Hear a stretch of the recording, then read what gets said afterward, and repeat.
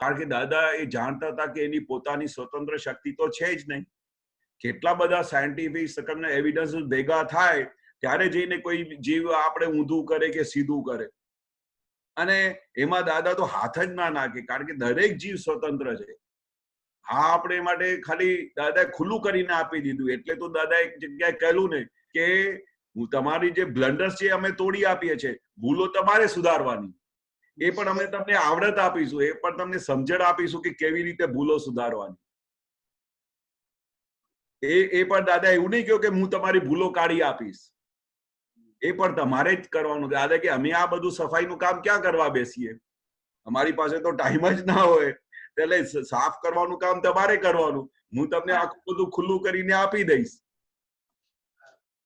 એટલે દાદાની સાયન્ટિફિક વસ્તુ એવી ક્લિયર છે કે આપણે કોઈ જગ્યાએ પણ પેલું એવિડન્સ આવે તો આપણે દરેક મુમેન્ટ ટુ મુમેન્ટ તમને સોલ્યુશન મળ્યા કરે. દરેક મુમેન્ટ ટુ મુમેન્ટ કોઈ જગ્યાએ તમે અટકી જાઓ નહીં.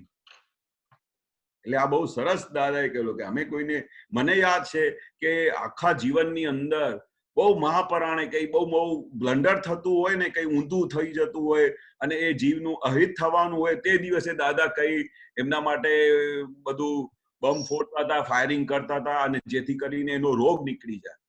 ત્યાં સુધી દાદા બહુ કોઈનામાં હાથ નહોતા ગાતા. પણ નોર્મલ સત્સંગમાં બધું એવી રીતે કહી દેતા હતા કે દરેકને એવું જ લાગતું કે દાદા મારા માટે કહી રહ્યા છે.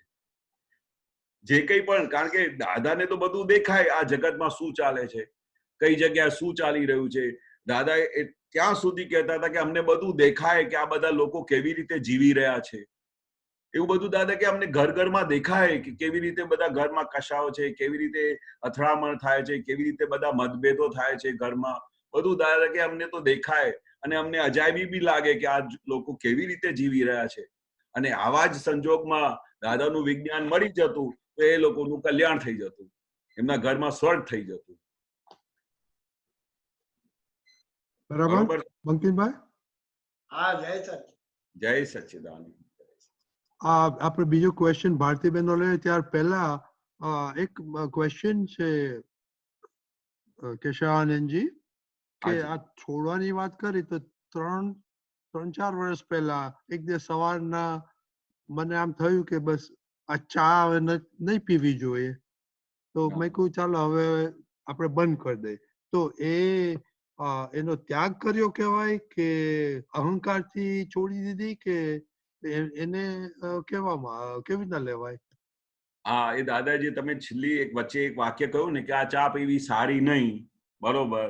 એટલે કેટલા વખતથી તમારે એવું અંદર ચાલતું હોય કે ભાઈ, દાદા કહેતા હતા કે અમને પણ ચા પીવાનો બહુ શોખ હતો, તો દાદા બહુ ચા પીતા હતા.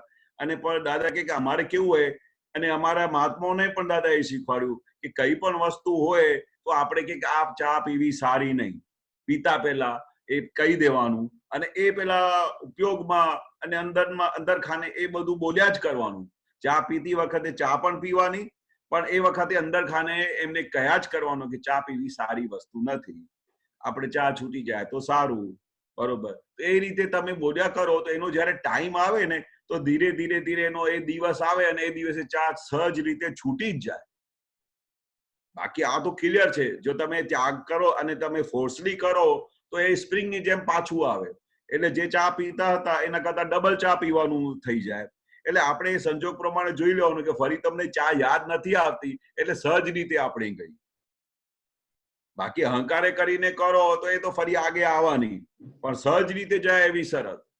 આમાં ઘણી વાર એવું થાય કે આપણે કોઈને ત્યાં ગયા હોય તો આપણે કઈ સ્પેશિયલ ના માંગીએ, ચા હોય તો પી લે, તો એ ખાલી સંભાવ નિકાલ કરવા માટે કરીએ તો એ પરફેક્ટ.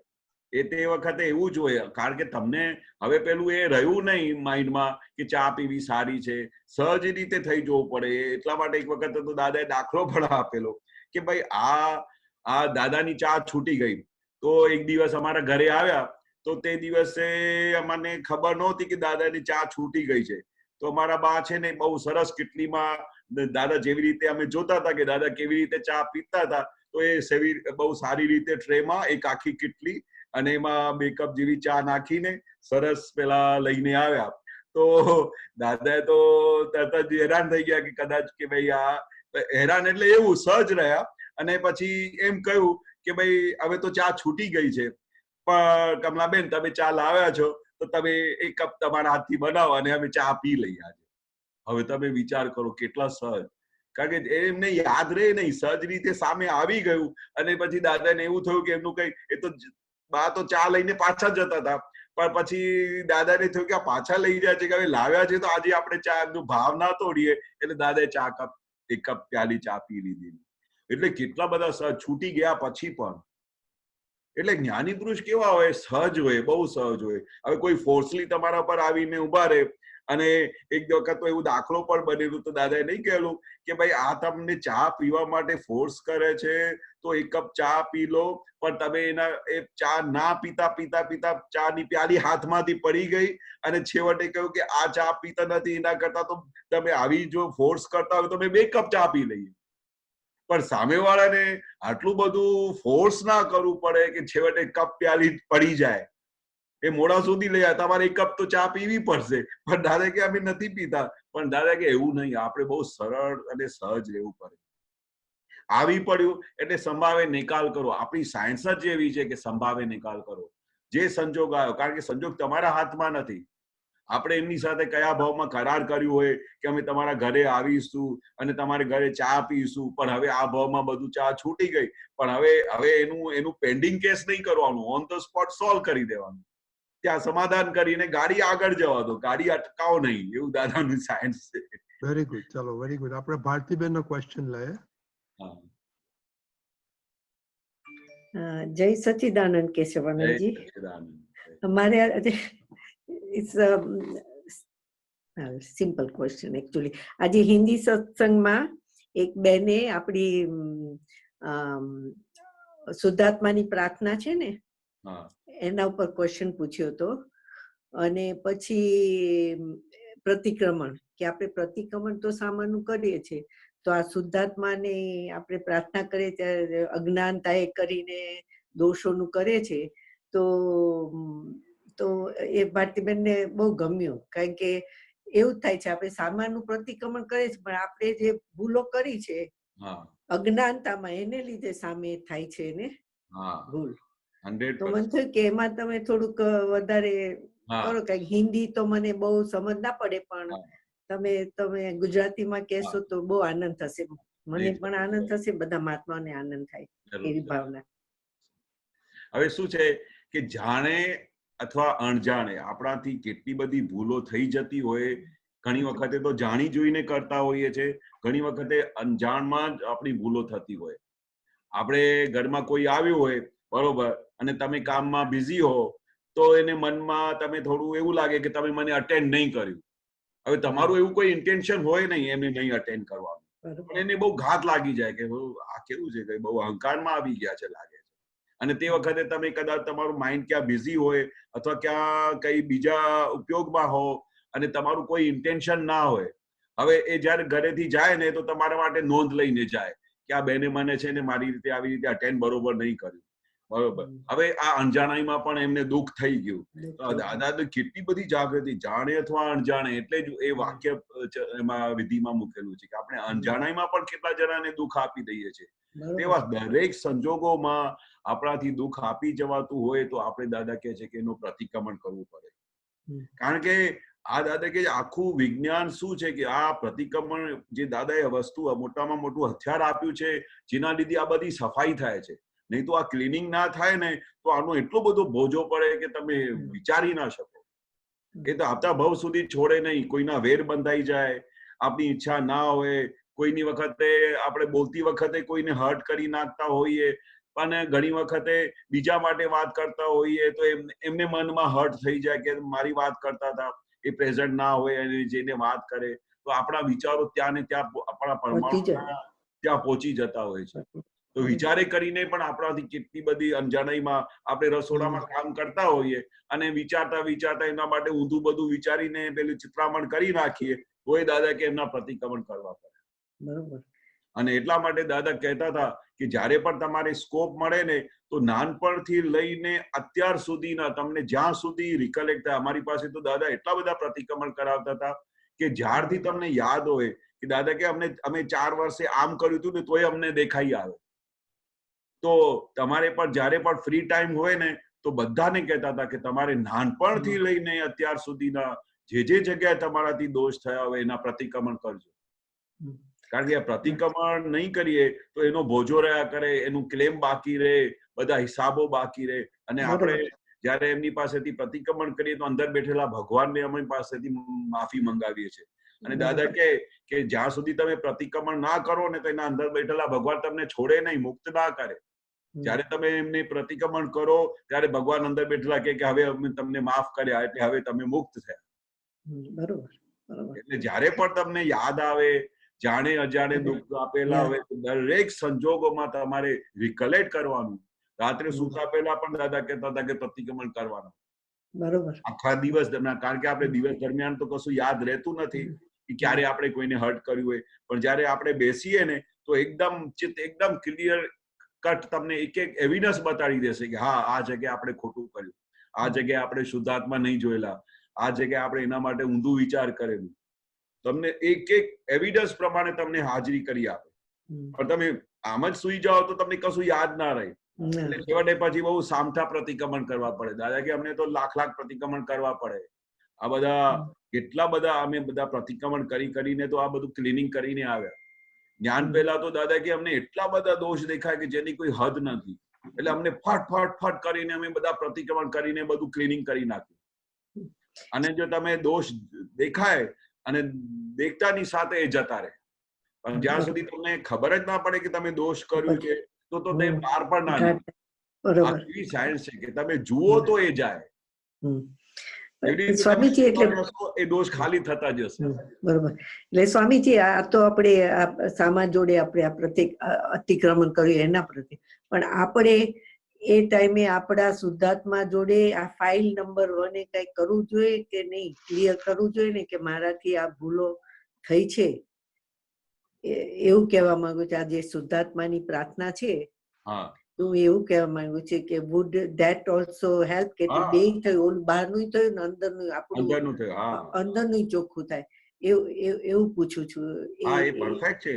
એટલે જે વાક્ય આવે છે ને, અજ્ઞાનતાએ કરીને મેં જે દોષો કર્યા, અજ્ઞાનતાના દોષ જ બધા અત્યારના આવે છે. હા, એ જ્યારે આપણે કહીએ છીએ તો આ કે એના માટે ફાઇલ નંબર 1 માટે કહીએ છીએ કે અજ્ઞાનતાએ કરીને મેં જે દોષ કર્યા છે તેની હું ક્ષમા માંગુ છું. આલોચના, પ્રતિક્રમણ, પ્રત્યાખ્યાન.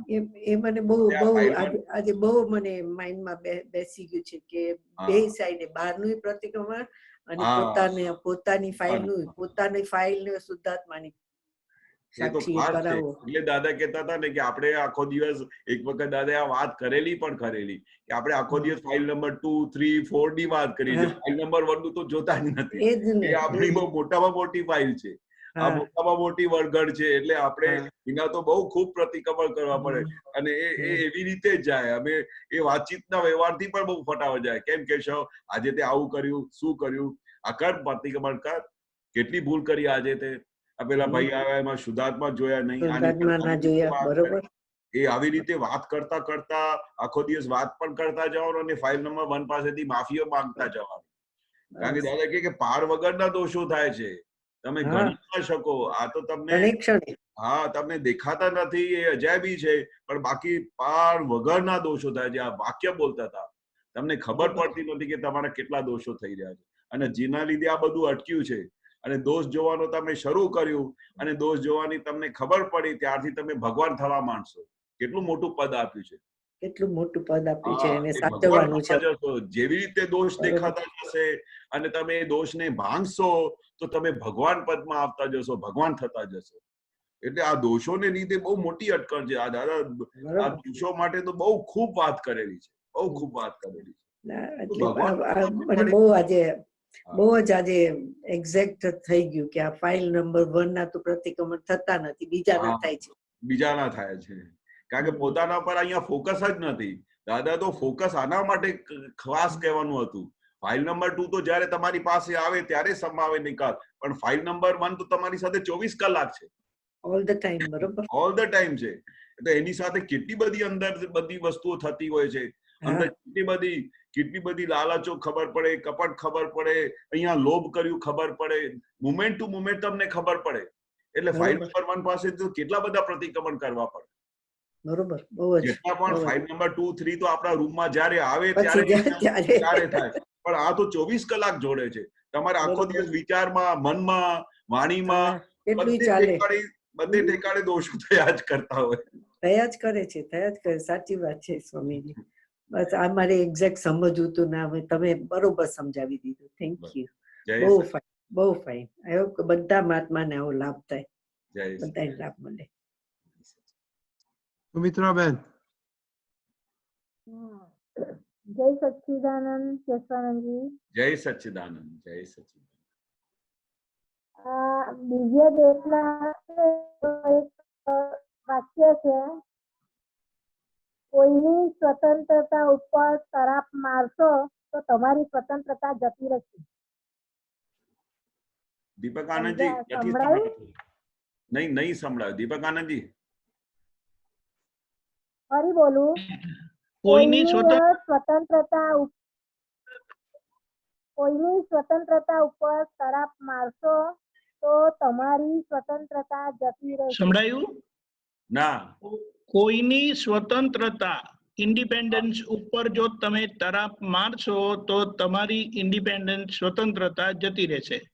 કોઈની સ્વતંત્રતાને સ્વતંત્રતા ઉપર તમે તરાપ મારશો, તરાપ મારશો, હા, તો તમારી તમારી પોતાની સ્વતંત્રતા જતી રહેશે. રહેશે. હા, બરોબર છે. એટલે ઇક્વેશન છે કે આપણે કોઈની સ્વતંત્રતા હોય, તમે એમના આડખીલી કરો તો તમારે એક દિવસ એની રિઝલ્ટમાં તમારી પોતાની સ્વતંત્રતા જતી રહે. કારણ કે કોઈ પણ દરેક જીવ સ્વતંત્ર છે અને એમાં તમે એમને આડખીલી કરી તો તમારી પોતાની સ્વતંત્રતા જતી રહે. અને કારણ કે એ દરેક જીવ પોતે સ્વતંત્ર છે. એની સ્વતંત્રતામાં આપણે કોઈને પણ આડખીલી કરી ના શકીએ. અને આડખીલી કરવા ગયા આપણે તો આપણી પોતાની સ્વતંત્રતા જતી રહે. સ્વતંત્રતા એટલે શું કે હું શુદ્ધાત્મા છું, એ હું સ્વતંત્ર છું, અને આપણે પેલામાં આડખીલી કરી તો એ બધી સ્વતંત્રતા આપણી જતી રહે, આપણે છૂટાપણું જતું રહે. પણ દરેક જીવ સ્વતંત્ર તો નથી ને, એમ કે છે ને? શું કહો છો? સ્વતંત્ર નથી ને દરેક જીવ, એની કોઈ સત્તા જ નથી સ્વતંત્ર. એ કે છે કે બધા જીવો સ્વતંત્ર તો નથી. સ્વતંત્ર છે ને, દરેક જીવ માત્ર સ્વતંત્ર છે. દરેક જીવ માત્ર, એ કોઈની ઉપર ડિપેન્ડેબલ નથી. દરેક જીવ માત્ર તમે જે કંઈ પણ કર્મો કરીને આવ્યા, તમે પોતે જ સ્વતંત્ર રીતે પોતાની માટે રિસ્પોન્સિબલ છો. કોઈ એમાં વચ્ચે આડખેલી કરે નહીં, અને તમે કમ્પ્લીટ સ્વતંત્ર થઈને પોતાની ઇન્ટાયરિટી લઈને જ પેદા થયા છો. તમારા હિસાબ, તમારા આજુબાજુના હિસાબ, તમારા ઘરમાં જે કોઈ બધા મેમ્બર્સ છે એ સાથેના હિસાબ, એ સ્વતંત્ર રીતે તમારા ડિઝાઇન પ્રમાણે જ આવેલા છે. તમે એમાં જેવી રીતે ટેન્ડર ભરેલું છે ગયા ભાવમાં, એ રીતે જ બધું આવ્યું છે. એટલે તો દાદાએ કહ્યું ને કે તમે સ્વતંત્ર છો, કારણ કે તમે હવે પોતે જવાબદાર છો. તમારે હમણાં આ ભાવમાં ક્યાં જવું છે, કયા ડાયરેક્શનમાં જવું છે, 4 ભાવ પછી મોક્ષે જવાનું છે કે 15 ભાવ પછી મોક્ષે જવાનું છે, બધી તમારી પોતાની જવાબદારી છે. બરાબર. તમે પોતે સ્વતંત્ર છો. બાકી તમને કોઈ એવું કહેતું નથી કે હમણાં આ જ ભાવમાં મોક્ષે જાઓ. બરાબર. ખ્યાલ આવ્યું? એટલે આપણે એટલા બધા સ્વતંત્ર છે. એટલે દાદાએ કહ્યું કે તમે પોતે રિસ્પોન્સિબલ છો. તમારે હમણાં એક ભાવમાં મોક્ષે જવું હોય તો એવો તમે પુરુષાર્થ કરો, અને તો તમને પોતાને સ્વતંત્ર રીતે તમે મોક્ષે જઈ શકો છો. તમને કોઈ લઈ જશે નહીં. ત્યારે તો દાદાએ કહ્યું ને કે તમે તમારા પરમાણુ એવા બધા પ્યોર થઈ જશે કે તમને, દાદાએ પૂછ્યું કે ભાઈ તમને આ એક જણ મહાત્માએ પૂછ્યું કે દાદા અમે મહાવિદ્ય ક્ષેત્રમાં જઈશું કેવી રીતે જઈશું, આની શું પ્રોસેસ છે? ત્યારે દાદાએ કહ્યું કે તમારે જવાની જરૂર નથી. તમારા પોતાના પરમાણુ એવા પ્યોર થઈ જશે જેથી કરીને મહાવિદ્ય ક્ષેત્ર તમને ખેંચી લેશે. હવે આ કેટલી મોટી એ છે કે તમારે જ બધું કરવાનું છે. તમે એવી રીતે પ્યોર થઈ જશો, તમારું એવું પુરુષાર્થ કરશો જેથી કરીને તમે પોતે તમારા પરમાણુ એવા થઈ જશે કે મહાવિદ્ય ક્ષેત્ર તમને ખેંચી લેશે મોક્ષ માર્ગે. એટલે કોઈની સ્વતંત્રતા ઉપર, એટલે કે વ્યવહારની રીતે કહો છો કે હું શુદ્ધાત્મા છું એની ઉપર આપણે કહીએ છીએ?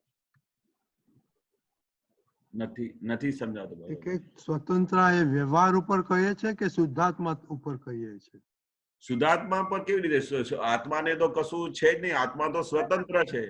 એટલે વ્યવહાર આત્માને જ તો આ તો વ્યવહારમાં જ બાકી આત્મા તો નિરંતર શુદ્ધાત્મા પદમાં છે, જ્ઞાતા દ્રષ્ટા પરમાત્મા છે. એવું કોઈ દિવસે બંધાયેલો નથી, કોઈ દિવસે સ્વતંત્ર થયો નથી. એ ઇન્ડિપેન્ડન્ટ જ છે આત્મા.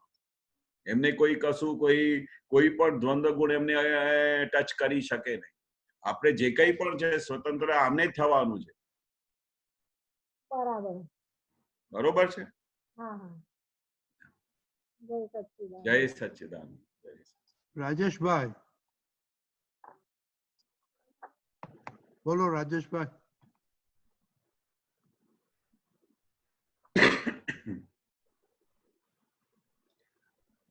રાજેશભાઈ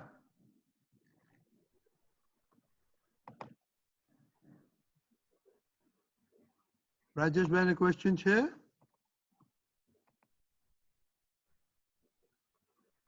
હા, તો આપણે કંચનભાઈ નું લઈએ, પછી શ્રેનો લઈશું આપણે. બોલો કંચનભાઈ. જય સચ્ચિદાનંદ કેશવાનંદજી. જય સચ્ચિદાનંદ. આપણે મારે ભારતીબેનને જે સવાલ કર્યો હતો એના અનુસંધાનમાં થોડું પૂછવું છે. મારે વધારે થોડું ક્લિયર થવું છે કે આ ફાઇલ નંબર 1 આખો દિવસ આખી રાત અંદર બધું ચાલતું હોય, ગવાસણ બ્રહ્મા થઈને બધું પ્લાનિંગ કરતા હોય, મનમાં વિચારો આયા કરે, અંદરથી બુદ્ધિ આવું બતાવે, ચિત્ત ત્યાં જ્યાં ફોટા પાડે ને બધું કસાયો ઉભા થાય. તો ફાઇલ નંબર 1 ને આ બધું ફાઇલ નંબર 1 ને થાય છે, આપણે જોયું જાણ્યું તો એ જતું રહે છે કે પછી એના પ્રતિક્રમણ ઘટે છે? ફાઇલ નંબર 1 ને જે દોષો ઉભા થયા બધા, તો એના પ્રતિક્રમણ કરવા કેવી રીતે? ફાઇલ નંબર 1 પાસે કરાવવા કેવી રીતે? હા, બરોબર છે. હવે એ આપણે જે દિવસ દરમિયાન આપણે ફાઇલ નંબર 1 ઉપર તમે ઉપયોગ રાખ્યું અને એ તમે બધી ખબર પડી કે આ જગ્યાએ મન નહોતું જવાનું, આપણે આ વખતે વિધિ કરતા હતા તે વખતે મન પેલા ઓફિસમાં જતું રહ્યું અને આપણે ત્યાં જઈને પછી બધું આટલી વાર આપણો ઉપયોગ ચૂક્યો. તો એ આખું તમારે ગ્રાફ બનાવવાનું રાતે સૂતા પહેલા, અથવા જ્યારે પણ દિવસ દરમિયાન તમને અડધો 1 કલાક મળે તો આંખ બંધ કરીને આખી પેલી હિસ્ટ્રીને જોઈ જવાનું કે આખું ફાઇલ નંબર 1 સવારથી સાંજ એમને ક્યાં દોષ થયા, શું થયું. ત્યારે ફાઇલ નંબર 1 પાસે તમને ખબર પડી ગઈ, પ્રજ્ઞાશક્તિ તમને બધું બતાડી દે કે તમે આ જગ્યાએ દોષ થયું, આ જગ્યાએ તમે મિસ કર્યું, આ જગ્યાએ તમારે બુદ્ધિએ હેરાન કર્યા. તો એક 2 રસ્તા છે. એક તો ઓન ધ સ્પોટ તમારે એમની સાથે શૂટ ઓન સાઇટ વાત કરવાની. શૂટ ઓન સાઇટ દોષ દેખાય એટલે શૂટ ઓન સાઇટ એમનું પ્રતિક્રમણ ચાલુ કરી દેવાનું કે તમે હમણાં ઉપયોગ કર્યું કે આ તમારે હમણાં સાધનમાં બેઠા હતા અને તમે ઓફિસમાં જતા રહ્યા, આ તમે શું કરો છો? એનું પ્રતિક્રમણ કરો. ક્યાં સુધી તમે આ બધું બુદ્ધિ ચલાવશો? આનું પ્રતિક્રમણ કરો, માફી માંગો અને ફાઇલ નંબર 1 કહેવાનું કે આજે આખો દિવસ અમારે બુદ્ધિ હેરાન કરે છે, હે દાદા ભગવાન આ બુદ્ધિને શાંત કરો અને જેથી કરીને હું આ આત્મા તરફ મારું વલણ શરૂ થાય, અને હે દાદા ભગવાન મને શક્તિ આપો કે જેથી કરીને આપના આશયમાં જેવી રીતે જીવન જીવવાનું હતું એવી રીતે આપની જેમ જીવન જીવું. હવે આવી રીતે તમે જયારે એમને સંદેશ મોકલાવો, બરોબર, ફાઇલ નંબર 1 ને, એટલે એ સાંભળે કે હા આ બધી ખોટી વસ્તુ છે. કારણ કે પ્રજ્ઞાશક્તિ તો તમને આખો દિવસ ચેત કરે છે, બરોબર. અને ચેત્યા પછી 2 રીતે તમારું સમાધાન થાય. એક મારો અનુભવ આ છે કે અમે વાતચીત કરીને બહુ દાદા એવું કરતા હતા કે વાતચીતથી બધા દોષોને કાઢ કરતા હતા અને અમને પણ શીખવાડ્યું કે વાતચીતના વ્યવહારથી કેવી રીતે બધું આ ફટાફટ બહાર થાય. આપણે કોઈની શરમ રાખવાની નહીં, બરોબર. તો આપણે ફાઇલ નંબર 1 જોડે વાતચીત બી કરતા જવાનું અને જોડે માફી પણ માંગતા જવાની અને જોડે દાદા પાસેથી શક્તિ પણ લેતા જવાની. હે દાદા ભગવાન મારું આ મનને શાંત કરો, આ બહુ વિધિ કરતી વખતે બહાર જતું રહે છે અને પછી આટલો બધો ઉપયોગ આપણે આત્મામાં રહેવું જોઈએ, આ વ્યવહારમાં અને સંસારમાં જતો રહે છે. હે દાદા ભગવાન મને શક્તિ આપો, મારા મન બુદ્ધિ ચિત્ત અહંકારને શાંત કરો. આ પછી એવી રીતે વાતચીત કરીને પણ આપણે એમની પાસેથી બહાર નીકળી શકીએ અને જોડે જોડે પ્રતિક્રમણ કરીને પણ બહાર નીકળી શકીએ. અને ત્રીજું, દાદા પાસેથી વારે ઘડી શક્તિ પણ માંગીએ. અને દાદા કહે કે તમે શક્તિ માંગો એટલે શક્તિ તમારી વધતી જાય અને તમારે એ સંજોગમાં એ તમને બહાર કાઢી નાખે. આપણે કઈ ઘણા બધા વિઘ્નો આવી જતા હોય તો દાદાએ કહ્યું ને કે તમે 100 વખત બોલજો કે હું અનંત શક્તિ વાળો છું, અનંત શક્તિ વાળો છું. એટલે તમે 100 વખત બોલો ને એટલે આખા અંદર તમારે અનંત શક્તિ પ્રગટ થઈ જાય અને પછી એ વિઘ્નને તમે ટાળી શકો. એટલે જે જગ્યાએ તમને લાગે કે તમારાથી નથી થતું અને તમારી એ વિચારીને પણ એ નથી પહોંચતી વાત, તો દાદા પાસેથી શક્તિ માંગીને પણ એને ગાડીને આગળ દોડાવો. અને દાદા કે તમે જે શક્તિ માંગો અમે આપવા માટે તૈયાર છીએ, અમે હાજર બેઠા છીએ તમારા માટે. તમે માંગતા ભૂલો, અમે જે તમને વસ્તુ જોઈએ આપવા માટે અમે હાજર બેઠા છીએ. એટલે દરેક સંજોગમાં પૃથ્થકરણ કરવાનું કે ભાઈ આ સૌથી પહેલા કોની ભૂલ થાય છે, આની ભૂલ થાય છે. અને એમાં પછી આપણે એનું ડિપ્રેશન પણ નહીં લેવાનું. આપણે જે ભરેલું માલ હોય એ નીકળ્યા કરે, બરોબર, તો આપણે એને જોયા જ કરવાનું છે. આ માલ આવું નીકળી રહ્યો છે, આ કેવું ભરીને આવ્યા. પછી વાતચીત કરવાની. હવે તો બધું સુધરી જાઓ, આટલું બધું દાદાએ હવે મળી ગયા છે. પેલા તો દાદા નહોતા મળ્યા ત્યાં સુધી આપણે ગાડી ઊંધી ચાલતી હતી. હવે દાદા મળી ગયા છે, હવે તો સુધરી જાઓ. એવી રીતે વાતચીત કરવાની, પ્રેમથી પણ વાત કરવાની. દાદા કે છેવટે ઘણી વખતે ના માને તો પછી થોડું આંખ પણ બતાડવાની. આ શું કરી રહ્યા છો? ક્યાં સુધી આ બધું ઊંધું કરશો? કેટલી ઉંમર થઈ? હજુ કેટલું જીવવાનું બાકી છે? હમણાં તો બધું સાફ કરી નાખો. આવતું ભાવ આપણે બગાડવું છે કે શું કરવું છે? આપણે ઘણી વખતે બાળકની જેમ કેવી રીતે વાત કરીએ, ઘણી વખતે બાળક ઈશારાથી સમજી જાય, ના સમજી જાય તો દાદા કે આંખ પણ બતાડવી પડે. અમને દાદા કેટલી વખત આંખ બતાડેલી. દાદા તો પ્રેમ સ્વરૂપ હતા, બહુ જબરજસ્ત પ્રેમ સ્વરૂપ હતા. એટલા બધા પ્રેમ સ્વરૂપ હતા કે અમે ફાયરિંગ આપે તોય અમને એમના માટે પ્રતિષ્ઠિત રાગ જતું નહોતું. હજુ પણ અમને દાદાને એવું થાય કે હજુ દાદા આ બધા રોગ કાઢો, નહીં તો આ રોગ નહીં કાઢશો ત્યાં સુધી આ આનંદ ઉભરાતું નથી.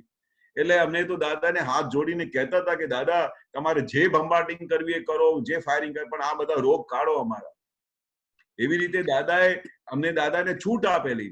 પણ હવે આપણે તો દાદા હવે છૂટા કરી દીધા. તો આપણે હવે પોતાની અંદર ભૂલો દાદાએ પછી કહ્યું કે અમારા ગયા પછી કોણ? તો દાદાએ પછી એનું આખું વિજ્ઞાન આપીને હાથમાં ગયા કે તમે તમારી સાથે વાતચીતનો વ્યવહાર કરજો અને પછી આઈના સામાયિક કરજો. આઈના સામાયિકમાં તો તમે જોઈને વાતચીત કરી શકો કે ભાઈ આમ કરીને પણ વાત કરી શકો, ઈશારાથી પણ. તમને હું છોડીશ નહીં જો હવે તમે આ વસ્તુ છોડશો નહીં તો. દાદા કે આંગળી બતાવીને વાત કરવાની. કેટલો વખત થઈ ગયો તમને સમજાવીને થાકી ગયો, હજુ પણ તમને સમજતા નથી? એવી રીતે આંગળી કરીને હવે તમને માફ નહીં કરીએ પછી અમે તમને. અને છેવટે તો અમારા પ્રોસેસમાં અમારા ટાઈમમાં તો દાદા કે આ નથી માનતો, તો દાદા કે એને અઠવાડિયા માટે તને ઉપવાસ પર મૂકી દઈશ, પછી તને ખબર પડશે. પછી હાથ જોડે કે ના દાદા અઠવાડિયા સુધી ઉપવાસ કેવી રીતે કરીશું કે પછી ભૂલ આ બધી સીધી રીતે ના જાય તો દાદા કે એને પછી દંડ મારવાનો. પણ જે તે રીતે એ રીતે એમની પાસેથી આ ભૂલ આપણે બહાર કાઢવાની. એટલે બીજી બધી ફાઇલોમાં તો એના શુદ્ધાત્મા સામે રાખીને આપણે પ્રતિક્રમણ કરીએ. હા, પણ આ ફાઇલ નંબર 1 માં તમે કહ્યું એ પ્રમાણે અરીસા પ્રયોગ બહુ સરસ એને સામે રાખીને બરાબર છે. બહુ જબરજસ્ત કામ કરશે. દાદા કે અમને કહેતા હતા કરીને તો જુઓ ને તમે. અમે વાત કરીએ પણ દાદા કે પછી કોઈ કરતા નથી એવું પણ કહેતા હતા. અમે બધાને કહીએ કે આરીસા સામાયિક કરજો, આમ પોતાની સાથે વાતચીતનો વ્યવહાર કરજો. પણ પછી આખા દિવસમાં એટલા બધા બિઝી શેડ્યુલ હોય કે યાદે ના આવે. પછી ફરી ત્યારે વાત કરે ત્યારે દાદા પૂછે કર્યું તું કે ના નહોતું કર્યું. દાદા કે કરી તો જુઓ એક વખત, અડધો કલાક આઈના સામે જુઓ, બેસીને તો જુઓ. એ દાદાની રિસર્ચ કરેલી છે. દાદા પોતે કરતા હતા, અમે જોયેલું દાદાને. આઈનાની સામે બધી વાત કરતા હતા, હસતા હતા, બધી પછી અંદર ખાને શું પછી દાદા 2-3 વખત વાત પણ કરેલી કે અમે આવી રીતે વાત કરતા હતા. એટલે વાતચીત કરવાથી બહુ ફરક પડી જાય, બહુ. એટલે તમને આરપાર દેખાય, બરોબર. આપણે ફેસમાં જેવી રીતે આઈનાની સામે જોઈએ તો તરત જ તમને સામે દેખાય કે આ તમારી ભૂલ થાય છે, આ જગ્યાએ તમે આમ કરો છો, આ જગ્યાએ તમે કપટ કરો છો, અહીં આ જગ્યાએ તમારો લોભ છે. હવે આ લોભ તમે હવે કાઢો નહીં તો આપણે દાદા કહે છે કે મોક્ષ નહીં થશે તમારું. ક્યાં સુધી તમે આ બધી દાદા કે આ બધાને ઘર ખાલી કરાવો, અને જો જ્યાં સુધી તમે એને ભૂખ્યા ના રાખો તો 3 વર્ષ સુધી ઘર ખાલી નહીં કરશે. એટલે તમે હમણાં બહુ જાગૃતિ રાખો, નહીં તો તમારે પેલું આ બહુ ભારે પડી જશે તમને. એટલે હવે તો આપણે પુરુષ થયા છે તો આપણે પુરુષાર્થ આપણા હાથમાં બહુ જબરજસ્ત હાથમાં આવેલું છે. આપણે ચાહે શું કરી શકીએ, આપણે ચાહે શું કરી શકીએ. આપણે હવે તો જે ગાડીમાં બેસી ગયા છે, મોક્ષની ગાડીમાં બેસી ગયા છે, લિફ્ટમાં બેસી ગયા છે, હવે મોક્ષ ગાડી જવાની જ છે. પણ હવે જે રસ્તામાં જે કઈ પણ આવી બધી વસ્તુઓ આવે છે એને એક એક કરીને નિકાલ કરો. દાદા કે એને એક એક કરીને નિકાલ કરો, એનું સમાધાન કરો. અને સમજણ બહુ મોટી વસ્તુ છે, સમજણથી એમને કાઢી નાખો. બરાબર. જય સચ્ચિદાનંદ. જય સચ્ચિદાનંદ. આપણે શ્રેય તારો ક્વેશ્ચન છે પણ આપણે એક સોમાભાઈ સાથે પેલા લઈ લઈએ. સોમભાઈ. જય સચ્ચિદાનંદ. જય સચ્ચિદાનંદ. આ કંચનભાઈએ જે વાત કરી એમાં તમે કહ્યું ને કે આપણે વાતચીત કરવાની, બરાબર? તો કોણ કોની સાથે વાત કરે છે? આપણે આપણી જાતે એટલે કોણ અંતરાત્મા વાત કરે છે કે આત્મા વાત કોણ કરે છે અને કોણ કરે છે? તમારું નામ શું છે? સોમાભાઈ. સોમાભાઈ વાત કરે છે. તમારે અંદર આત્મા તો શુદ્ધ આત્મા છે, એ તો જ્ઞાતા દ્રષ્ટામાં છે, બરોબર? હવે આ સોમાભાઈ ને કહેવાનું કે આ બધી આડાઈ કોની છે? તો ભાઈ સોમાભાઈ ની છે. તમે તો શુદ્ધ આત્મા છો, તમને તો કશું છે જ નહીં. સોમાભાઈ એટલે બોડી નો કયો પાર્ટ? સોમાભાઈ આખું સોમાભાઈ જે એમનો અહંકાર છે, જેને લીધે આ સોમાભાઈ ને આપણે બે ગાળ આપીએ કે ભાઈ સોમાભાઈ તમારામાં અક્કલ નથી, તમે આ શું ગાણાગીરી કરો છો, તો એ અસર થાય કે નહીં થાય? એટલે પોતે પોતાની જાતે એવું થયું ને. હા, એટલે સોમાભાઈ ને આપણે વાત કરાવવાની કે સોમાભાઈ આ તમારી આડાઈ છે, આ તમારે હવે પ્રતિક્રમણ કરો, કારણ કે નહીં તો આમાંથી તમારે છૂટવાનું છે. તમે તો પોતે શુદ્ધાત્મા છો, તમને તો કશું લેવા દેવા નથી, તમે તો જ્ઞાતા દ્રષ્ટા પરમાનંદીમાં છો, બરોબર? હવે તમને આને બધું એકદમ શુદ્ધ કરવાનું છે, આને પ્યોર કરવાનું છે, આને જ મોક્ષે લઈ જવાનું છે, જેથી કરીને આ જન્મ લેવાનું બંધ થાય. એટલે તો દાદા કહે છે ને કે 1-2 અવતારમાં મોક્ષે કેમ જવું છે? કારણ કે આપણે અહીંયા બધું ફાવતું નથી, સોમાભાઈ ને ગમતું નથી, આ સંસારના બધા દુઃખો ગમતા નથી, આ કશાયો, આ કઈ પણ વસ્તુ ગમતી નથી.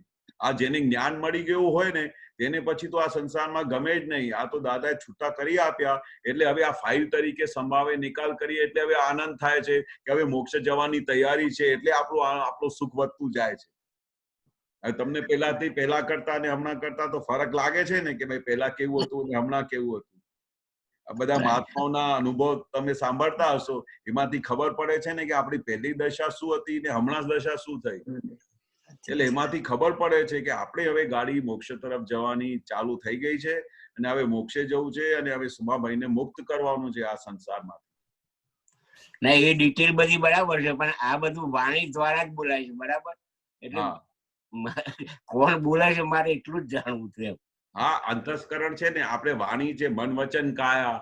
આપણે કોઈને આપણે અતિક્રમણ થાય છે તો મન વચન કાયાથી થાય છે ને. આ આખું મન વચન કાયા, મનમાંથી કોઈને દુઃખ આપી જવાય છે, વાણીથી દુઃખ આપી જવાય, કાયાથી દુઃખ આપી જવાય. એટલે આખું અંતસ્કરણ છે, આખું અંતસ્કરણ એ સોમાભાઈ નું છે. એને હવે આખું પ્યોર થઈને મુક્ત થઈને પ્રતિક્રમણ કરાવીને સાફ કરાવીને એને મોક્ષે જવાનું. બરાબર. આત્મા તો મુક્ત જ છે, એમને કશું ક્યાં જવાની જરૂર નથી, બરોબર? આ આખું સોમાભાઈ જે આખું વળગી ગયેલું છે, અનંતા જન્મોથી એનો છુટકારો થતો નથી, અને કેટલા ભાવમાંથી ભટક થઈ રહ્યા છે આ અનાજને લીધે. કોઝેસ અને ઇફેક્ટ માંથી બહાર જ નથી નીકળતી સાયકલ. ગયા ભાવમાં જે કોઝ કર્યા અને આ ભાવમાં ઇફેક્ટ આવી સોમાભાઈની. હવે આ ફરી કોઝ બીજા કરે, ફરી એમની ઇફેક્ટ આવે. એટલે આ દાદા ઇફેક્ટ આવે બધી કોઝેસ બધા બંધ કરાવી દીધા. હવે કશું આપણે કોઝ નું બધું એકદમ સીલ મારી દીધું. હવે તમારે શું થયું કે હવે ખાલી તમારી ઇફેક્ટ જ જોવાની રહી આવતા ભાવમાં ઇફેક્ટ. એટલે તો આપણે 1-2 અવતારમાં દાદા કહે છે ને હવે મોક્ષે જશો, કારણ કે હવે તમારો બધા કારણ બધા બંધ કરી દીધા. ટૂંકમાં અંતઃકરણ વાત કરે છે, એવું થયું? હા, આખું અંતસ્કરણ છે, મન બુદ્ધિ ચિત્ત અહંકાર, તમારે બધું આખું અંતસ્કરણ તમારી સાથે છે. અને મન વચન કાયાની આખી જોડે વળગણ છે બધી. બરાબર. જય સચ્ચિદાનંદ. જય સચ્ચિદાનંદ. આપણે છેલ્લો ક્વેશ્ચન લઈએ શ્રેયનો. જય સચ્ચિદાનંદ. જય સચ્ચિદાનંદ. દાદાની ચરોતરી આ છે પુસ્તક, એમાં એક સૂત્ર છે કે જાણી બેઠેલો જાગે પણ માની બેઠેલો ના જાગે. હા, જાણી બેઠેલો જાગે, જેને જ્ઞાન થઈ ગયું એ જેને જે રીતે તમને લાઈટ થઈ ગઈ એટલે આખું અંધકાર જતું રહે. પણ પહેલાથી જાણી લીધેલું છે. બીજું શું વાક્ય કહ્યું તમે? પણ માની બેઠેલો ના જાગે. હા, માની બેઠેલો. હું માની બેઠેલો છું, હું કે મોહનભાઈ છું, બરોબર, હું મગનભાઈ છું, એ માની બેઠેલો છે. એકચ્યુઅલી છે નહીં. હવે માની બેઠેલો છે એ સલો એનું સવાર જ ના થાય. કેટલા સવાર શું, કેટલા ભવ સુધી એની સવાર ના થાય. બરાબર. કારણ કે માની બેઠેલો છે કે હું જગદીશ છું, હું આમ છું, હું આનો ફાધર થવું, હું આનો કાકો થવું, આ મારી ફેક્ટરી છે, આ ઓફિસનો આ કરું છું, ફલાણું કરું. માની બેઠેલું એકચ્યુઅલી છે નહીં. બરાબર છે. ભ્રાંતિથી માની બેઠેલું છે. પણ જાણી લીધું તો એની તો સવાર થઈ ગઈ. પણ જે માની બેઠેલું હોય તો એની તો કોઈ દિવસે કેટલા ભવ સુધી સવાર નથી થઈ. આ તો દાદાએ અમને બધું જગાડ્યા અને અમારે દાદાએ કહ્યું અને આખું અમારું માની લીધેલું બધું ફ્રેક્ચર કર્યું ત્યારે તો અમારી આજે સવાર થઈ છે. બરાબર. બાકી તો જે માની બેઠેલું છે એમાંથી બહાર નીકળવું મહા મુશ્કેલ છે, મહા મુશ્કેલ. હજુ પણ એના કાઢી દીધા પછી, એટલી સમજણ આપ્યા પછી પણ હજુ સુધી એની ઇફેક્ટ રહ્યા કરે છે. રાઈટ. એ ઇફેક્ટ ને પણ અમારે વારે ઘડીએ સાફ કરવું પડે છે કે હજુ તું આવું છે, હજુ તું કેશવ થઈ જાય છે, હજુ આમ થઈ જાય છે. એટલે કેટલા બધા ભવોથી માની લીધેલી વસ્તુ છે આ. બરાબર છે. એ કેવી રીતે નીકળે? એ તો મહા મુશ્કેલ છે. આ તો જ્ઞાની પુરુષે આટલા બધા પાપોને ભસ્મીભૂત કર્યા, આખું જીવન દાદાએ કેટલી બધી વસ્તુઓ બતાડ કરીને બધા ફ્રેક્ચર કરેલા છે અમારી બધી માની લીધેલી વસ્તુઓ. આ માની લીધેલી વસ્તુઓને દાદાએ તો મારી ઠોકીને કેટલાનો અહંકાર તોડ્યું. આ બધું તોડીને દાદાએ અમને સીધા કરેલા. ત્યારે અમને ખબર પડી કે ઓ હવે લાગે છે કે હવે સવાર થઈ. બરાબર. એટલે માની બેઠેલો જાણી બેઠેલો ક્યારે થશે? તમે જાણી લીધેલું ને કે જાણી બેઠો તમને આ દાદાએ વસ્તુ હાથમાં આપી એટલે તમે જાણી લીધું ને કે તમે કોણ છો. શંકા પડી ગઈ ને, તમે જાણી લીધું એટલે તમને શંકા પડી ગઈ. હવે તમારે સવાર થવાની તૈયારી. હવે આ તમે પ્રોસેસમાં આવી ગયા, હવે મોક્ષની ગાડીમાં બેસી ગયા. હવે તમને ખાલી હવે જોયા કરવાનું કે હવે જે દાદાના કયા પ્રમાણે એક વસ્તુ જોયા કરવાની કે દાદાએ શું કહ્યું છે, કેવી રીતે આપણે આમાંથી બહાર નીકળવાનું, કેવી રીતે પ્રતિક્રમણ કરવાના, કેવી રીતે સમાય કરવાની, કેવી રીતે ગાંઠોને ઉગાડવાનું. હવે બધું આપણે એની જાણ થઈ ગઈ. હવે જાણ થઈ ગઈ તો ત્યારે તમારે હવે એમનું કાઢશો ને. અમને ખબર જ ના હોય કે કોની ગાંઠ છે, તમે કોણ છો એની તમને ખબર જ ના હોય તો તમે શું કાઢશો? તમે બરોબર છે. હા, બરોબર. જય સચ્ચિદાનંદ. જય સચ્ચિદાનંદ. દીપક આનંદ, આપણે કેશવ એક્સપિરિયન્સ નો ટાઈમ થયો છે એટલે દીપક આનંદજી. હાજી. દીપક આનંદજી. જય સચ્ચિદાનંદ. જય સચ્ચિદાનંદ. અનુભવ, દાદા ભગવાનના વિજ્ઞાનનો અનુભવ, જીવન વ્યવહારમાં મહાત્મા કેવી રીતે દાદાનું વિજ્ઞાન, દાદાનું વ્યવહાર વિજ્ઞાન, આ બધી સમજણ કેવી રીતે વાપરે છે ને એમાં એમને શું લાભ થાય છે, કેવી રીતે સ્થિરતા આવે છે, જે સામાન્ય રીતે બિલકુલ હાલી જવાય એવી પરિસ્થિતિ હોય છે અને એવામાં આ દાદાની સમજણથી, અનુભવથી આપણને જે સ્થિરતા મળે છે એનો અનુભવ આજે બીજો એક સાંભળીએ. હેમાબેન કમલેશભાઈ લુંકર મુંબઈના છે, મૂળ રાજસ્થાનના છે. હવે એ જણાવશે આપણને. आइए हेमाबेन, आप हिंदी में बोल सकेंगे, कोई दिक्कत नहीं है, बताइए। जय सच्चिदानंद। जय सच्चिदानंद। जय सच्चिदानंद। जय सच्चिदानंद। मेरा नाम हेमा लुंकड़ है और मेरी ज्ञान विधि की डेट है 20 जनवरी 2001 को मुझे ज्ञान मिला। और मेरा पहला अनुभव है, एक सिचुएशन ऐसा था जीवन में कि कोई पुरुष मुझे लेकर आकर्षित हो गया था तो वो सिचुएशन में मतलब वो बहुत ही आकर्षित हो गया था। तो मैंने दादा भगवान से प्रार्थना की कि दादाजी मुझे ये सिचुएशन में से बाहर निकलना है, मुझे ये सिचुएशन में फंसना नहीं है। उसने मुझे बताया कि नहीं, मैं तुझे पसंद करता हूँ, मैं तुझसे शादी करना चाहता हूँ। लेकिन मैंने दादा से प्रे की कि दादाजी मुझे ये सिचुएशन में फंसना ही नहीं है। फिर कुदरती मुझे ये प्रेरणा मिली कि नव कलम की शक्ति मांगने का, कि जो छठी कलम है वह निरंतर मैं मांगती रही। फिर वो संजोग ऐसा होता था कि शादी में जब भी जाती थी तो ऐसा सिचुएशन बनता था कि उस लड़के का भी आना होता था। तो तब भी मैं निरंतर ये प्रार्थना करती रहती थी।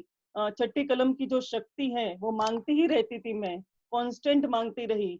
तो ये शक्ति मांगने से क्या होता था कि सामने वो आता था, लेकिन जब भी मैं फ्री होती थी और वो मेरे सामने आता था, लेकिन कुदरती ऐसा होता था कोई न कोई उसको खींच के लेके चला जाता था मेरे सामने से। तो ये दादाजी की जो शक्तियां मैंने मांगी वो उस समय ऑन दिस मोमेंट हाजिर हो जाती थी और मैं ये संजोग में से बहुत इजीली निकल पाई। लेकिन एट द एंड उसने मुझे बताया कि मैंने वो जैसे जैसे मेरी शक्तियां, मैं कुदरती फिर स्टॉप भी हो गया छठी कलम की शक्ति मांगना।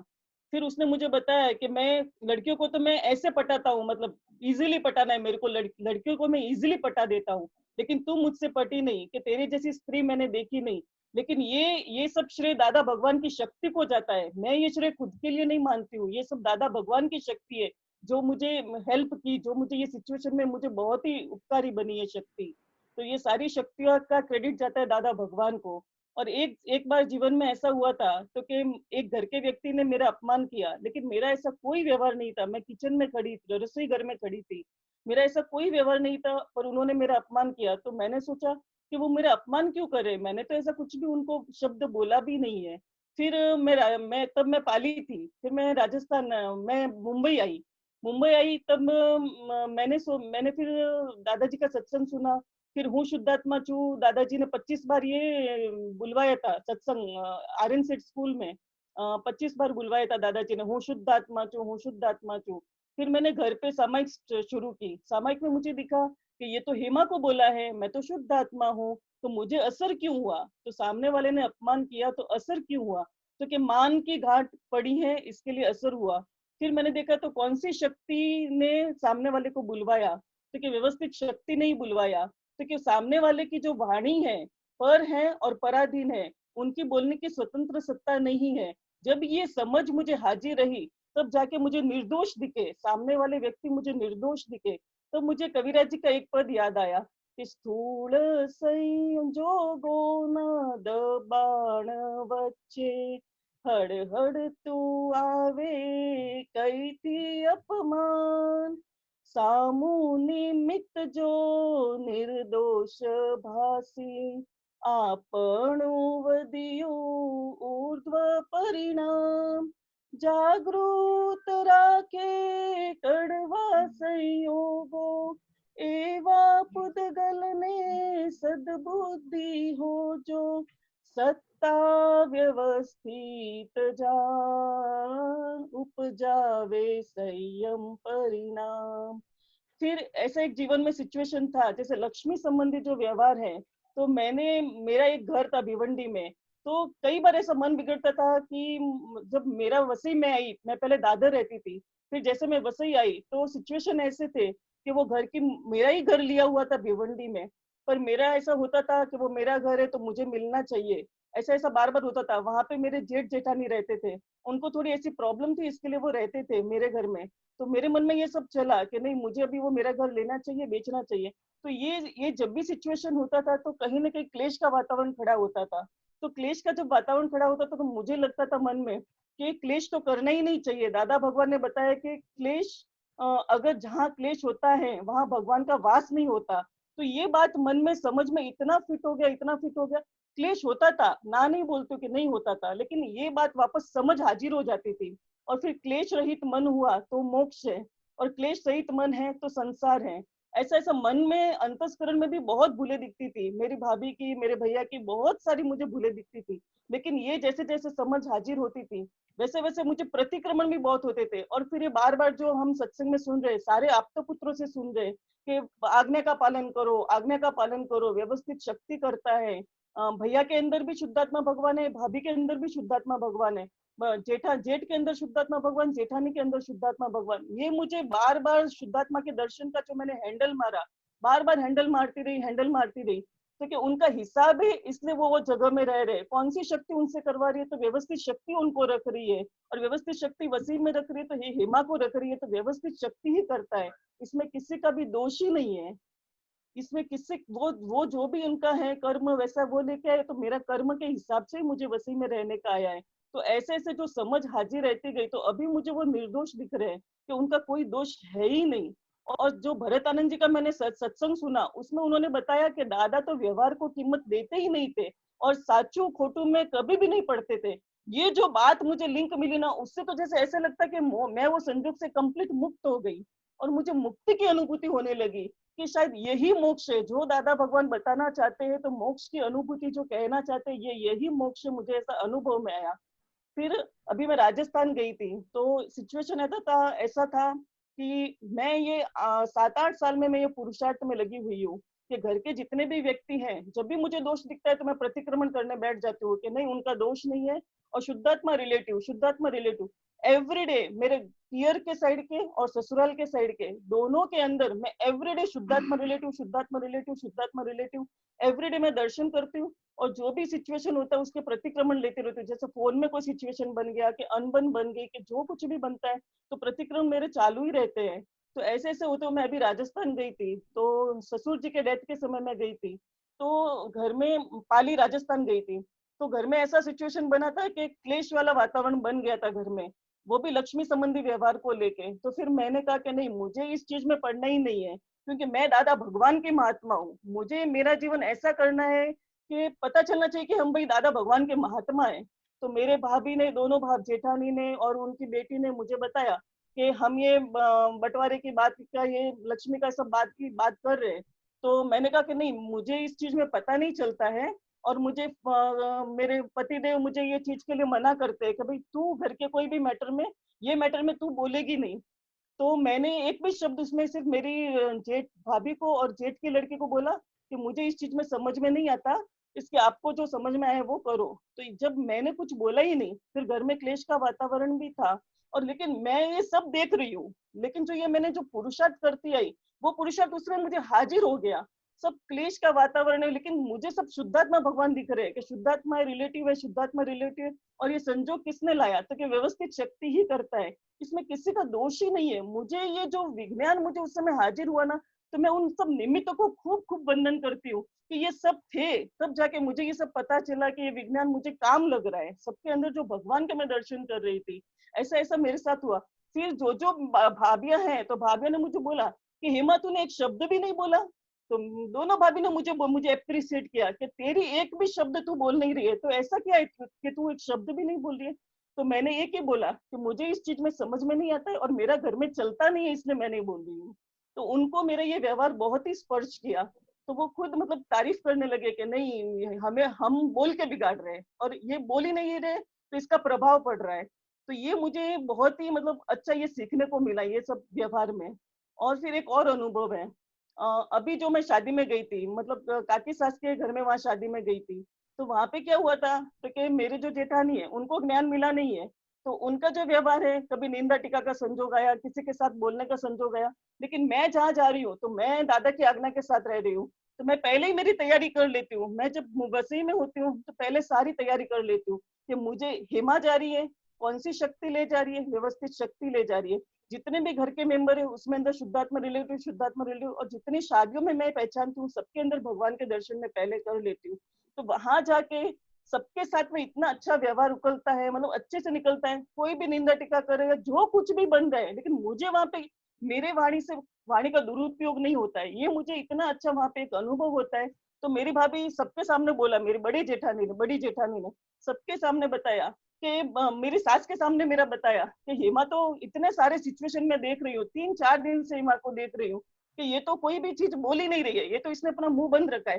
सामान्य बात करते हैं, कैसे हैं, कैसा आना हुआ, कैसे जाना हुआ, वो सब बात करते हैं। लेकिन दूसरी कोई भी ऐसे निंदा टीका का सिचुएशन आया तो वो वहां विज्ञान हाजिर हो जाता है कि निंदा करेगी तो तेरे को ही नुकसान है।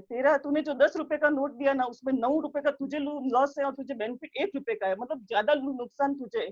तो ऐसे ऐसे मुझे सारी कि वाणी पर और पराधीन है, कोई भी करते भी है ना तो मुझे पता चलता कि वाणी पर है पराधीन है, उनका कोई दोष ही नहीं है। ऐसे ऐसे मुझे ये सब अनुभव होते रहे। और फिर दादाजी का जो मतलब फोटो देखते हैं, ये दादाजी कोम्ब कर रहे हैं, तो तब भी मुझे दादाजी का जब मैं देखती हूँ तो मुझे इतना मतलब अच्छा लगता है कि दादाजी कंप्लीट कोम कर रहे हैं, आंखें देख रहे हैं, सब देख रहे हैं, मतलब कंप्लीट सेपरेशन, नाटकीय व्यवहार ये मुझे दिखाई देता है। दादाजी को जो मैं वीडियो देखती हूँ तो मुझे उसमें से भी बहुत कुछ सीखने को मिलता है। और एक बार ऐसा सिचुएशन आया था कि मेरे मन में आया कि मुझे मंगलसूत्र बड़ा करवाना है, तो मैं दादाजी के जो भी पढ़ती रहती हूँ अक्रम विज्ञान में, तो उसमें आया कि मंगलसूत्र ये तो मांगना है, ये तो भिखारीपन है। तो जिस दिन से मैंने ये सुना तो ये मेरा अपने आप कुदरती ये निकल गया कि क्यों मांगना है कोई भी चीज।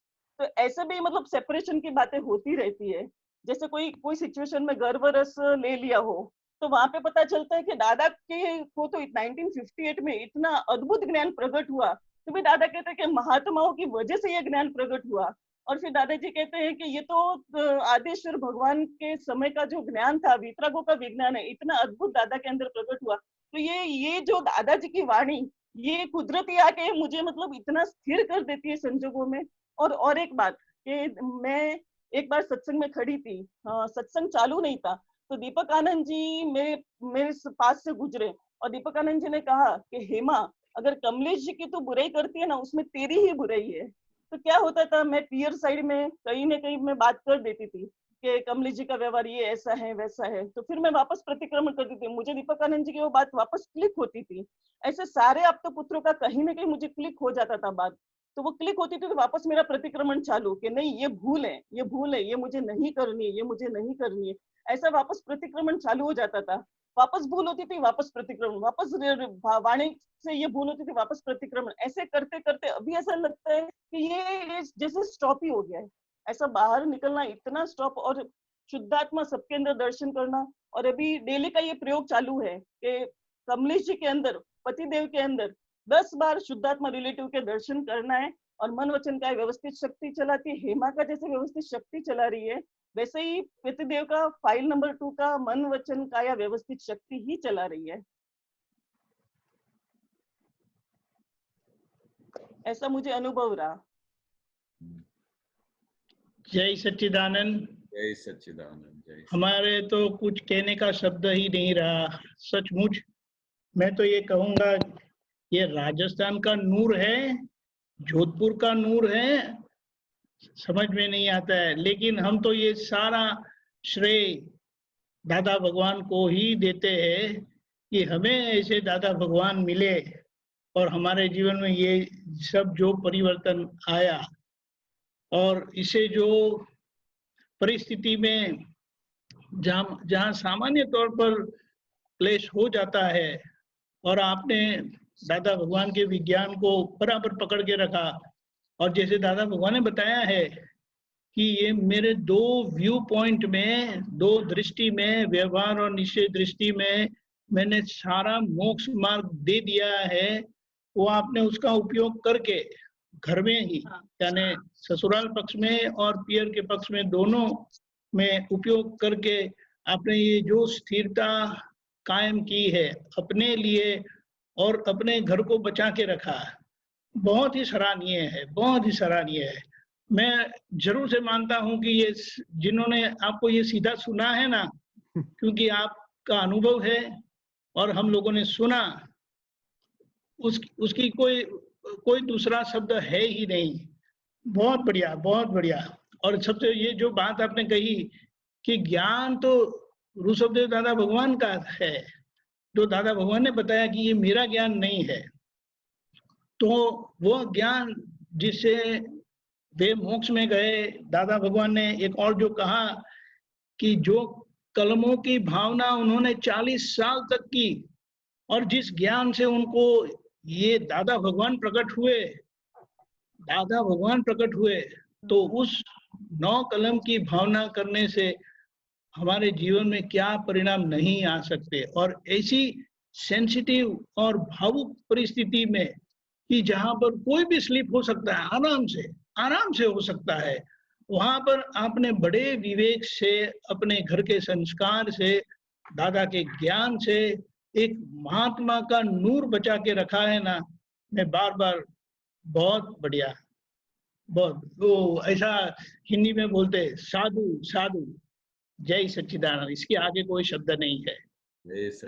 जय सच्चिदानंद। हेमाबेन, बहुत the application of the Gyan, very fantastic. No words for that. Really, you've done a marvelous job. So just stay there. કેશવાનજી, હવે તમારો થોડો અંદરનો પરિવર્તનનો 2 મિનિટનો 3 મિનિટનો એક્સપિરિયન્સ કહો. તમે લાસ્ટ ટાઈમ તો કહેલું તમને નાનપણમાં કશું ગમતું નતું, પણ પછી આગળ શું થયું? બરોબર. હવે એના પછી ગાડી આગળ વધી, દાદાના દર્શન તો ખૂબ થઈ ગયા અને ભગવાન મળી ગયા. હવે એ સાબિતી થઈ ગઈ. એના પછી તો ગાડી જે પકડી છે એના પછી તો ધીરે ધીરે હવે પાછળનો હિસાબ તો જે ભરીને લાવ્યા હોય એ તો ખુલ્લું થતું જાય ધીરે ધીરે. પેલા તો લાગે કે જાણે બધું પૂરું જ થઈ ગયું, પણ હવે ગાડી જયારે આગળ વધી ત્યારે કોલેજ ગયા અને પછી બધી વસ્તુઓ શરૂ થઈ. હવે એવા જ ટાઈમમાં દાદાએ બ્રહ્મચર્યની વસ્તુની બધી વાત ધીરે ધીરે કાઢી, કારણ કે દાદાને આમ દેખાતું આવતું હતું કે ધીરે ધીરે બધા જે છોકરાઓ નવા બધા આવી રહ્યા છે એ મમતા વગરના, અને એને દાદાને જેવી રીતે પકડી કાઢેલું એ દાદાને આમ ખબર પડી જતી હતી. અને દાદાને તો કદાચ શું 100% આર પાર દેખાતું પણ હોય કે આ બધા જે નિમિત્તો છે એ પોતાનું શું માલ લઈને આવ્યા છે, પણ હવે દાદાને એ પણ ખબર હતી કે માલ બહુ ભારે ભરીને લાવેલા છે. એ પ્રમાણે એ માલમાંથી કેવી રીતે બહાર કાઢવું એ દાદાની બહુ જબરજસ્ત ચાવી હતી, જે દાદાએ એક એક આપતા પર મહેનત કરી છે, ઇન્ક્લુડિંગ માય સેલ્ફ. એનું વર્ણન કરવું બહુ મુશ્કેલ છે. એ એવા સંજોગોમાં ગાડી શરૂ થઈ. તે ટાઈમ એવો આવેલો કે ઘરમાં બધા એક એવિડન્સ બોલતો જઉં છું કે ઘરમાં એવા એવિડન્સ હતા કે અમે 8 ભાઈઓ હતા, તો બધાના લગ્ન તો થતા ગયા. જયારે મારો નંબર આવ્યો ત્યારે બધાએ ફોર્સ શરૂ કર્યું, અને એવા જ ટાઈમમાં અંદર ખાને બધું પરિણીતિ બધી બદલાઈ ગઈ, અને દાદાએ એવી બધી વસ્તુઓની ઓળખાણ આપેલી અને એની સમજણ આપી કે અંદર ખાને એવું નિશ્ચય થઈ ગયું હવે લગ્ન તો કરવું જ નથી. પણ હવે બ્રહ્મચર્યની અંદર આગળ વધવું, બરોબર, એ તો બધું કશું હજુ ખુલ્લું થયું નહોતું. તો દાદા ધીરે ધીરે પીરસતા હતા, જ્યારે એમની જરૂર પડે, જ્યારે સંજોગ આવે ત્યારે પછી એ દાદા પીરસતા હતા. તો એવા જ ટાઈમમાં શું છે, ઓફરો બહુ આવવાની શરૂ થઈ ગઈ. તે બધી મોટા મોટા ઘરોની, સ્પેનમાંથી ઓફર આવે, કોઈ રહેજા પેલા બિલ્ડર છે મુંબઈથી, ત્યાંથી ઓફર આવે. અને અમારા ફાધર પણ બહુ પ્રતિષ્ઠિત વ્યક્તિ હતા, એટલે એ બધા લોકોને ખબર કે આ કયા કુળમાં છે અને કેવા પર્સનાલિટીના ઘર છે ને શું છે. તો બધાનું ફોર્સ આવવાનું શરૂ થઈ ગયું કે હવે તારો નંબર છે, હવે તારે તો લગ્ન કરવા જ પડશે. હવે એવા ટાઈમમાં જે જગ્યાએ પેલું વૈરાગ ચાલતું હતું, તો એવા જ ટાઈમમાં પછી મન કેવું હોય, ડગું પગું થઈ જાય. હવે દાદાને ખબર પડી ગઈ કે આ બધા છોકરાઓ, એના બધા ભાઈઓ ફોર્સ કરે છે. મેં દાદાને એક વખત પ્રશ્ન પણ પૂછેલું કે દાદા, મને તો આખો દિવસ તમારી સાથે રહેવાનું છે, મને આપના માટે જ ભાવ થયા છે, પણ આ બધા મારા ભાઈઓ છે, મારા મધર ફાધર, આ બધા લોકો મને આ ફોર્સ કેમ કરે છે લગ્ન કરવા માટે? તો દાદાએ કહ્યું કે ભાઈ આ પછી દાદાએ બહુ ડિટેલમાં બધી સ્ટોરી વાત કરી કે ભાઈ એક દરવાજો હોય, ત્યાં તમારા એક મોટા ભાઈ હાથ અહીંયા આમ કરીને ઉભા હતા, તો એ કાણામાંથી છે ને એક બીછું નીકળ્યો, એને બીછુએ તમને ડંખ માર્યો. તો હવે જે ડંખ એમને માર્યો તેને ખબર પડી કે ઓહો સાલો મારો બહુ ભારે ડંખ માર્યો, એ તો સાલો મારા ગાભા કાઢી નાખ્યા, એટલું બધું દુખ્યા કરે ને શું. તો પછી એમાં બીજો ભાઈ આવીને ઉભો રહે, તો એ છે એમને કહે નહીં કે અહીંયા બીજુનો ડંખ છે, એ શું કે તે મેં માર ખાધી છે તો તું કેમ બચી જાય? તો એ ત્યાં હાથ મૂકે છે તો એને પણ ડંખ મારે છે. મેં કીધું આ તારા 8 ભાઈઓ છે ને એ બધા માર ખાધેલા છે, એટલે હવે તને છોડશે નહીં. એટલે આપણે સમજી જવાનું કે આ બધા માર ખાધેલા છે કે તું કહેશો તું કેમ રહી જાય, એટલે તારી પાછળ પડ્યા છે, તું લગ્ન કેમ નથી કરતો. આ બધા બિચ્છુના ડંખ ખાધેલા છે બધા. એટલે પછી મને થોડું આ નક્કી થઈ ગયેલું કે આ દાદા બહુ સરસ કે છે, હવે તો મારે આ માર ખાવી નથી, આ બધા જે માર ખાધી છે મારે આમાં પડવું નથી. પણ જોડે જોડે દાદા એવું પણ કહેતા કે તમે ચિંતા ના કરશો, તમારે આ તો જ્ઞાન કેવું છે કે આમાં કઈ એવું છે નહીં કે તમે બ્રહ્મચર્ય પાલન કરો, આ તો જ્ઞાન કેવું છે કે તમે લગ્ન કરો, આ કરો તે કરો, એમાં બધું તમે છૂટાપણામાં રહી શકો છો. પણ આ દાદાને એક વખત એવું થયેલું કે પછી કે આ ગાડી એની થોડી ડચી પચી થાય છે તો દાદા શું છે સાવચેત કરતા હતા. તે મને લાગ્યું કે એક દિવસે પછી દાદાએ અચાનક મારી સાથે સત્સંગ શરૂ કર્યું. રૂમમાં બેઠો હતો તે કે ભાઈ આ લગ્ન પરની વાત કરી અને કેશવ ડાયરેક્ટ નામ લઈને વાત કરી કે ભાઈ કેશવના હવે લગ્ન થઈ ગયા. એટલે હજુ થયા નહોતા એટલે દાદાએ સ્ટોરી શરૂ કરી કે ભાઈ કેશવભાઈના લગ્ન થઈ ગયા, હવે એકદમ સરસ ઘરમાં કુટુંબમાં. આમ દાદા આમ બોલતા જાય ને એટલે અમને આમ દેખાય કે દાદા શું બોલી રહ્યા છે આમ. કે પછી આના લગ્ન થઈ ગયા છે, હવે એના હાથમાં એક નાનો બાબો પણ આવી ગયો છે. એટલે બાબો આવી ગયો એટલે હવે ઘરમાં પેલું વાઈફ હોય તે ઘરમાં રસોડામાં જમવાનું બનાવે, આ તે કરે, પણ બાબો પછી રડ્યા કરે. તો પછી એ બાબો કે વાઈફ કે તું જા હવે માર્કેટમાંથી શાક લઈ આવ. તો પછી એ કેશવ પછી આમ બે હાથમાં થેલી લઈને શાક લેવા નીકળે. તો એટલામાં પછી એમના વાઈફ શું કે તું શાક લેવા તો જાય છે પણ આ બાબો બહુ રડે છે, એને પણ જોડે લઈ જા. હવે એને જોડે લઈ જા તો પછી એ શું કરે કે કઈ મારી એકલાની જવાબદારી છે, તારે આ છોકરો રડે છે તો તારે ના લઈ જવું જોઈએ. તો શાક પણ લઈશ અને છોકરાને પણ લઈ જઈશ, આ કેવી રીતે? ના તારે લઈ જવું પડશે. તો પછી દાદા આગળ કે છે કે પછી કેશવભાઈને એક હાથમાં થેલી અને એક હાથમાં બાબો, અને બંને ગયા માર્કેટમાં શાક લેવા. હવે આ બંને જણા શાક લેવા જાય છે, એક હાથમાં થેલી છે, એક હાથમાં શાક છે. પછી આમ માર્કેટમાં ગયા તો માર્કેટમાં બધું શાક લેતા લેતા પેલા બાબાએ સુસુ કરી નાખી, એટલે આખા કપડા સુસુથી ભરાઈ ગયા. એટલે પછી કેશવને આવ્યો બહુ ગુસ્સો. તે પછી શાક લીધા વગર એ ઘરે પાછો આવ્યો અને વાઈફને કહે છે આ તમારી થેલી, આ તમારો બાબો, મારે નથી જોતું આ તમારું શાક લાવવાનું. એટલે જેવી રીતે દાદા બોલતા ગયા ને એટલે મને આખો બધા પર્યાયો દેખતા ગયા કે દાદા શું કહેવા માંગે છે. કે આ તો લગ્ન કરવાનું અટ્રેક્શન તો ખરું, પણ એની સાથે શું શું પાછળ આવવાનું છે તમને ખબર છે? અને પછી દાદા કે ગયા ભાવના પણ કેટલા બધા પેલા અનુભવ તો યાદ આવ્યા કરે ને, એવી રીતે દાદાએ સાવચેત કરી નાખ્યું. અને એ જે દાદાએ દાખલો આપ્યું ને કેશવ માટે સ્પેશિયલી, કે આખું વૈરાગ જ આવી ગયો. મેં કીધું સાલું હજુ તો શું થયું નથી, તો દાદાએ લગ્ન પણ કરાવી દીધા હતો. ત્યાર પછી એકદમ નિશ્ચય થઈ ગયો. મેં કીધું આ તો હવે બહુ ભારે ફસામણ છે. અને આપણે પછી દાદા વારેઘડી કહેતા પણ હતા કયા જન્મમાં લગ્ન નહોતા કર્યા, એક જન્મ આ જ્ઞાની પુરુષ કાઢી નાખો. આ કેટલા ભાવથી પોતાના ઘરના જ બધું ભાર ઉચક્યું છે. એક વખત એક ભાવમાં જ્ઞાની પુરુષનું ભાવ વજન ઉચકી લો તો કેટલા બધા ભાવનું મરણું ટળી જશે.